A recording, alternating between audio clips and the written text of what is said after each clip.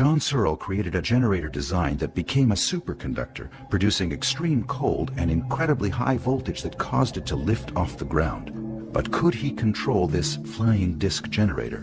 One thing I didn't know was that gravity can be inversed. No scientists ever had come up with that idea. That clearly the magnetic field was completely different to the magnetic fields we knew of. The heavy rollers spinning as they rotate around the plates acted like a flywheel and caused a gyroscopic effect. The extremely high voltage created a dense field surrounding the generator, a device built with individually magnetized components. Incorporating these principles displayed by the device, he christened it Gyro Flywheel High Energy Density Mechanical Magnetic Device, but it would soon be known as the Levity Disc. You've got to put a load, resistance load, on the generator to speed it up.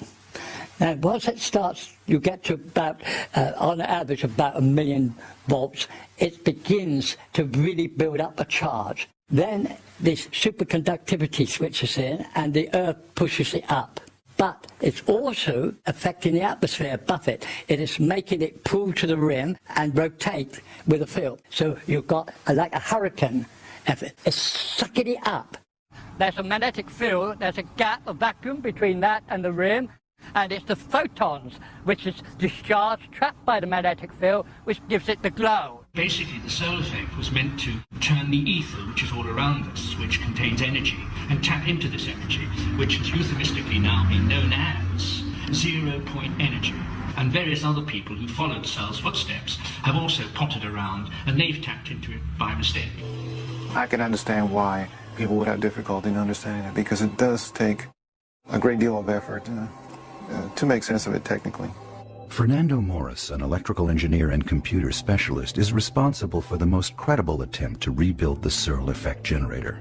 We have something here that needs to be investigated, and really that's my role. I am a technical investigator of the SEG. In his home laboratory workshop near San Diego, California, Morris is following the footsteps of John Searle. Personally guided by Searle himself, he is rebuilding the generator precisely as Searle did long ago. Morris developed the unit that reveals a magnetic sine wave in the Searle generator. That's how I started off, is to try to build a magnetizer for it. And if I could develop this sine wave, which I'd never heard of before, I think we're onto something, and we could build upon that. Now that is proven, repeatable, and I've got the unit to do that. It's a process of magnetizing the rollers and the plate. And when you develop sine waves on it, what you, in effect, you're developing a motor. And that's essential if it's going to be a viable device. That's exactly what I've been saying since 1946. There is a waveform in the magnetic domain on that metal. And the scientists say impossible. After years of studying Searle's books, trying to decipher their meaning, and endless question and answer sessions with the man himself, what does he know that assures him Searle is right?